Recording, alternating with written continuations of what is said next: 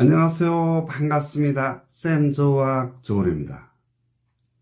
쌤조학은 통합학적인 관점에서 21세기 우리의 건강을 체크하고 관리해 나가고자 하는 것입니다. 여러분, 오늘의 주제는 활성산소, 그리고 활성산소의 측정법에 대하여 여러분과 함께 얘기를 나눠보고 싶습니다. 지금 우리는 항산화제를 3가지에서 한 5가지 정도 복용하는 시대에 살고 있습니다. 그런데 제가 활성산소를 알고 있느냐고 물어보는 것 같으면 정말 여러분들이 다른 얘기를 하는 경우가 굉장히 많거든요. 모르는 경우가 많다는 얘기죠. 그래서 제가 항산화제를 복용하는 가장 큰 이유가 활성산소를 제거할 목적이고, 활성산소를 제거하기 전에 내 몸은 어떠했으며 활성산소를 제거하고 난 후는 내 몸은 어떻게 되는지, 그게 굉장히 중요한 거 아닌가 하는 생각을 굉장히 많이 하고 있거든요.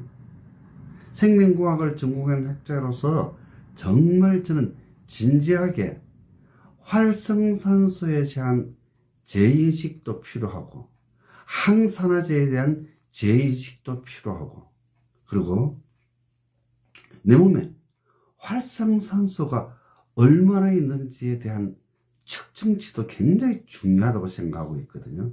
그래서 오늘 활성산소와 활성산소 측정법에 대하여 여러분에게 좀 신랄하게 얘기를 좀 해드려야 되겠다는 겁니다. 그래야만이 여러분의 건강이 좋아지니까요. 자, 우리가 이제 활성산소가 호흡량의 5% 정도의 활성산소가 생긴다는 것은 누구나 다 잘 알고 있습니다. 우리가 또 산소 없이는 살아갈 수 없지 않습니까? 그죠? 그래서 활성산소는 우리가 태어나서부터 죽을 때까지 발생할 수밖에 없다는 것은 대의명분이나 당연한 얘기라는 거죠. 그래서 활성산소는 어떻게 만들어지느냐? 우리가 산소 호흡을 하는 과정에서 물로 환원되는 과정에서도 생기고, 세포 내에서 미토콘드리아가 대사 과정에서도 생기고, 화학물질이나 우리가 복용하는 대기오염 물질에 대한 것도 발생을 할 수도 있고, 자외선, 그리고 우리가 음식물을 먹는 행위에 의해서도 발생하고, 운동을 하는 경우에 의해서도 발생한다는 얘기죠. 결국 무슨 얘기냐? 우리는 태어나서 죽을 때까지 지속적으로 활성산소가 발생할 수밖에 없는 환경에 있는 겁니다. 그죠? 우리 몸은 그와 같은 식으로 되어 있으니까. 그리고 호흡량의 5%라면 운동선수는 많이 발생할 거고, 혹시나 수련을 하는 사람이라면 운동선수보다는 적은 양의 활성산소가 만들어질 것이다. 그것은 어떤 대사 과정에서 명백하게 밝혀진 거니까. 그러니까 그걸 어떻게 풀어낼 것인지가 중요한 거죠. 그러면 활성산소는 이 강한 산화력을 가지고 있거든요. 항산화 물질, 항산화, 그러니까 항과 산화를 분리하는 것 하면 산화를 방지하는 목적이라는 거죠. 누가 산화합니까? 활성산소가 우리 몸을 산화하기 때문에 항산화제를 복용하는 거거든요. 좋습니다. 일단은 그 정도를 언급을 할게요.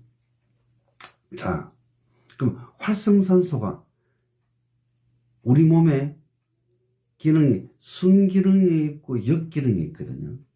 순기능은 딱 3가지 정도로 기억을 하시면 되는 겁니다. 유행이나 바이러스, 균, 바이러스를 제거하는 거. 우리 몸에서의 어떤 염증 반응을 재우는 거. 그러니까 방지하는 거. 그게 가장 크고, 그리고 이제 역기능은 우리 몸이 노화하는 것, 질병을 앓게 되는 것, 또 암에 걸리는 것, 유전자 변형을 일으키는 것, 결국 우리가 죽기까지 하는 것은 모두 다 활성산소가 하는 역할이라는 거죠.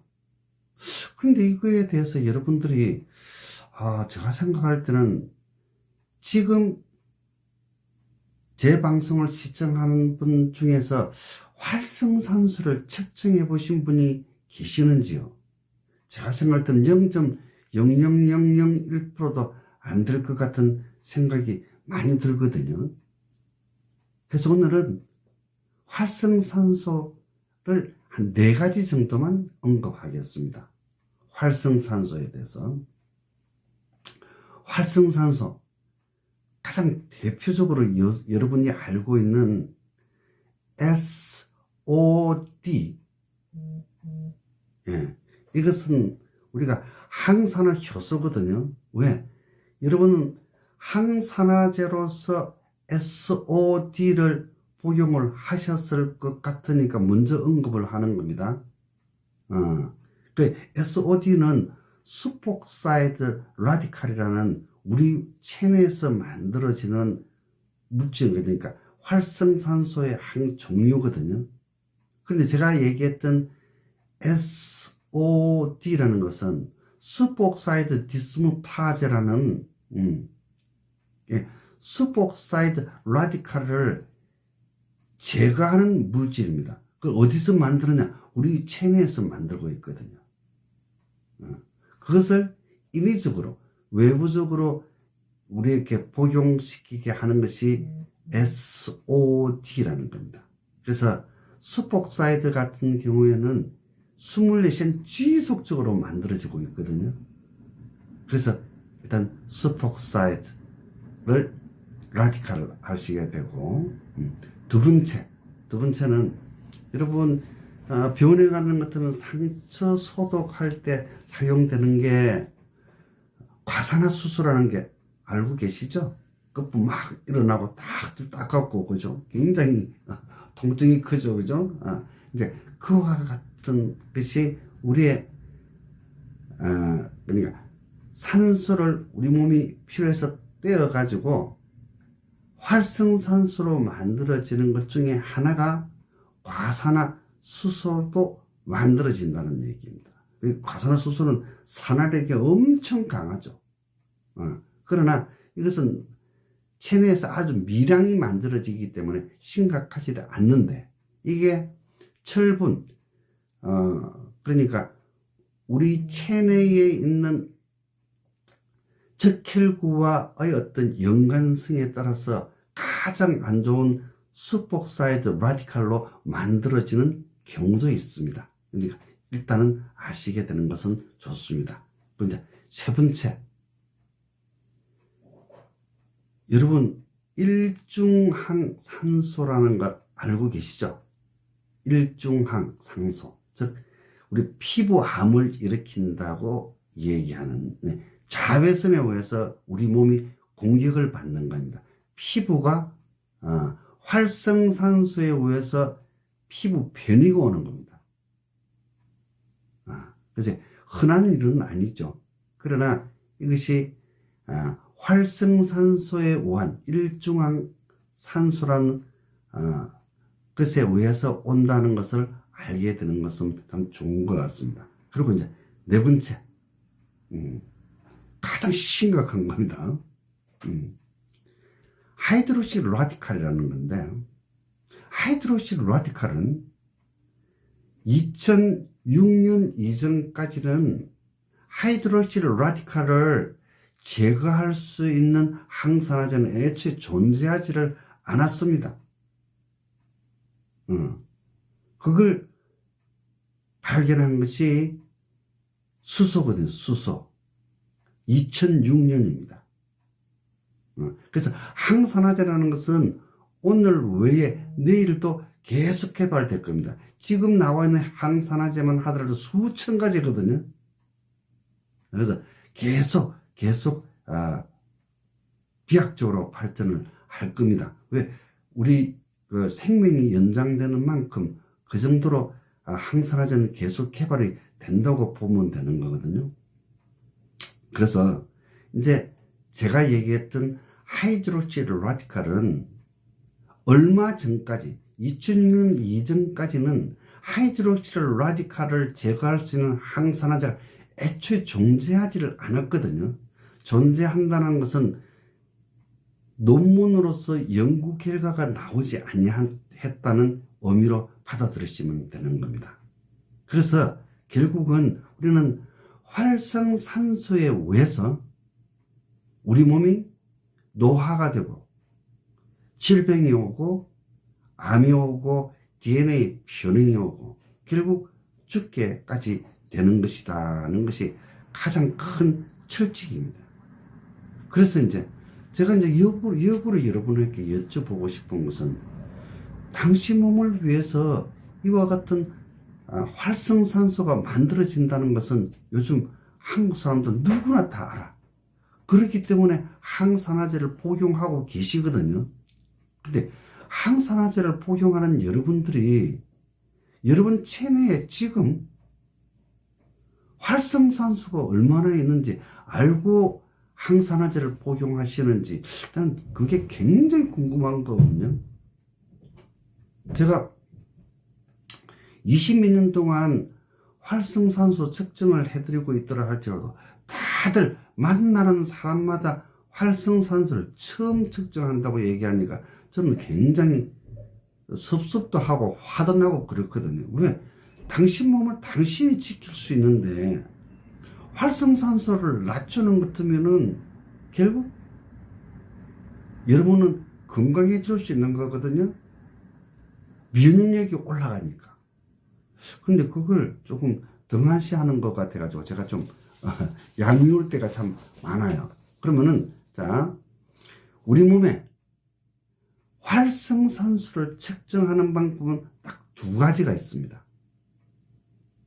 하나는 체혈로서 피로서 측정한다는 얘기죠. 또 하나는 소변으로서 하는 건 두 번째는 그래서 체혈로 측정하는 활성산소 측정은 병원에 가야 받을 수 있습니다. 그리고 소변 측정 같은 경우에는 병원에 안 가더라 할지라도 일반인들이 할 수 있습니다.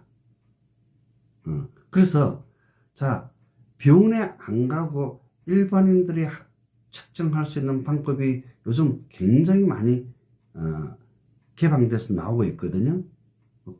제 입장에서는 정말 그와 같은 식으로 여러분의 체내 활성산소가 얼마나 있는지를 꼭 좀 체크를 해봤으면 참 좋겠거든요. 그게 돈이 많이 드는 것도 아니거든요. 그러면 병원에서 체혈 측정을 왜 안 하느냐? 그거 몇만 원 받고 그 체혈 측정하기가 굉장히 힘들거든요. 왜? 돈 드는 게 많다는 얘기입니다. 몇만 원 받는 것보다 몇십만 원, 몇백만 원 병원 입장에서는 환자에게 돈 벌 수 있는 방법이 많기 때문에 그 활성산소 측정법을 제가 생각할 때는 안 하는 것으로 생각을 하고 있거든요. 똑같이 간호사가 그 침습, 그 체혈을 했는데 어떤 검사는 체혈을 하고 50만 원을 벌 수 있고 몇백만 원을 벌 수 있는데 지금 활성산소 측정 같은 경우는 똑같은 체혈을 하고 몇만 원을 받는데 병원에서는 그걸 선호 안 하겠죠. 제가 생각할 때라, 제가 의사더라 할지라도 별로 그렇게 썩 좋아하지는 않을 것 같습니다. 근데 제가 이제 조금 전사랑을 하고 싶거든요. 저는 소변 측정기를 일본에 수출을 했거든요. 여러분이 알고 계시는 바와 같이 일본은 의료 선진국이거든요. 일본의 의료기가 우리나라에서 거진 사용하고 있지만 한국 의료기를 일본에서 사용하는 경우는 거진 없거든요. 그래서 제가 일본에 활성산소 측정기를 수출한 것은 제 개인적으로도 굉장히 큰 영광으로 생각하고 있거든요. 그러면 왜 체혈 측정보다 소변 측정이 훨씬 더 체내 활성산소 측정에서 어떤 신뢰도를 높일 수 있다는 것을 제가 증명했기 때문에 일본 의사들이 그걸 선택한 거였거든요. 그래서 이 내용은 별도로 언급을 하도록 하고, 오늘은 제가 여러분들에게 꼭 대묻고 싶은 것은, 여러분